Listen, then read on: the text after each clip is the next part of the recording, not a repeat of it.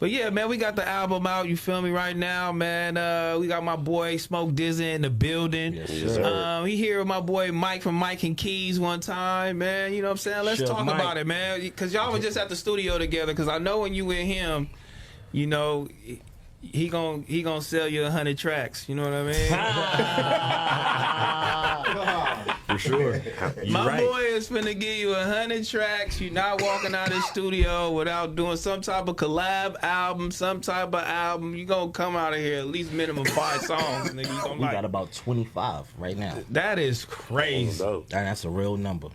That is crazy. Facts. You know what I'm saying? What's going on, man? You feel me? What brings you over here with Smoke DZA, man? I had to bring the East Coast brother out here to come hang out with us and jump in the vibe and smoke the good weed and, you know. And vibe out. Yeah, because I told him, I'm like, bro, I done came to New York. Me and Keys went out there 7 times.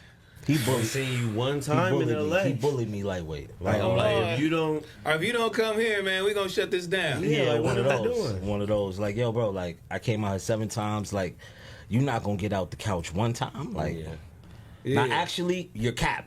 Yeah. Your new name is the Cap God. And you're not even cussing anymore. Yeah, he do be crazy. He will start talking crazy. Yeah. Bro, start talking crazy. Yeah. He bullied me for like a week and a half before I booked my flight. Like, all right, you know, I can't take this shit no more. Nah, but I told him it'll be good. Just come catch the energy. I feel like the energy out here is good. And just good time, you know what I'm saying, with the collaboration. And so it's just perfect timing.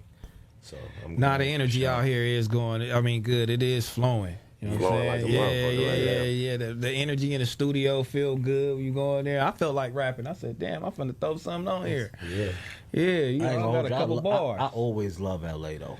Yeah. The whole part with LA is getting to LA.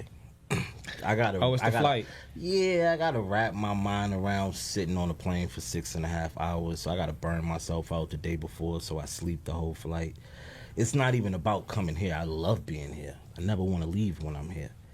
But it's all about the whole preparation and getting to LA that I'm like, I gotta be mentally. Nobody cares about all that. Yeah, it's like, I gotta be mentally prepared. That's whatever.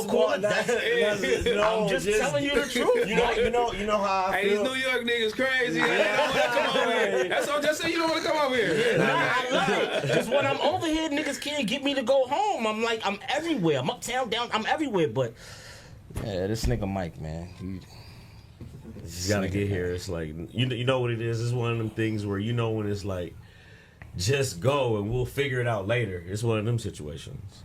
Yeah, it's like it ain't no overthinking it. It's going right now. So what y'all working on, man? What y'all got going? We got a really good project that we finishing up right now as we speak. We just trying to get all the little features and little technical part right, and then we good. We out of here. Man, that's tight. Any features? Because I know you like to throw people together. Because I didn't went in your studio and I done heard some people that shouldn't have been with some people, but it sound great. Yeah, he know how to put them together. Yeah, and I was like, ooh, he on that shit with him. If that shit come out, woo. Yeah. It's gonna benefit one nigga though. You know what I'm saying? But.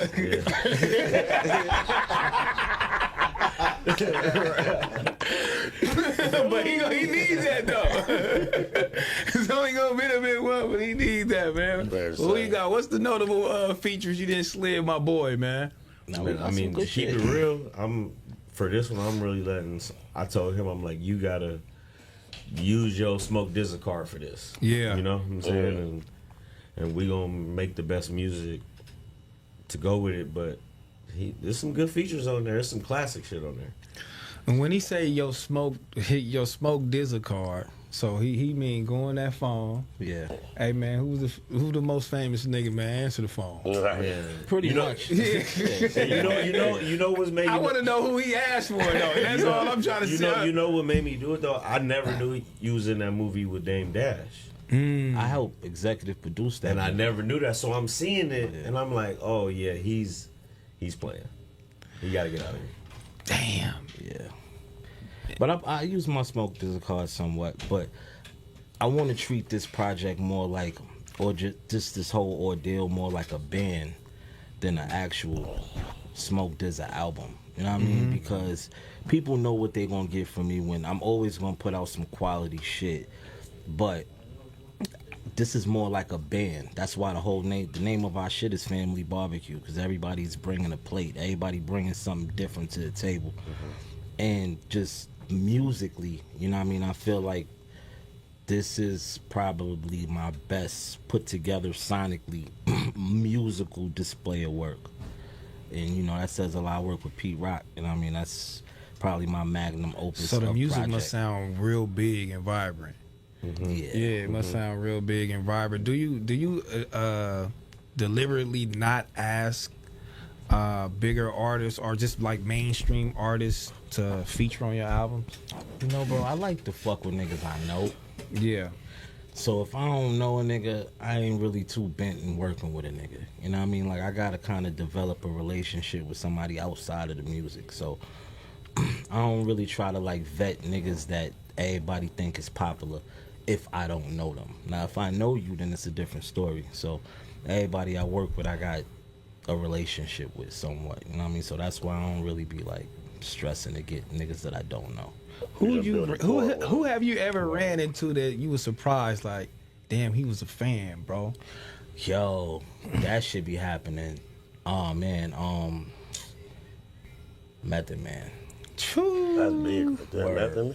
Method Man, he came up to me and quoted one of my bars, and that I was like, oh wow, this nigga's really listening. That was one Bun B.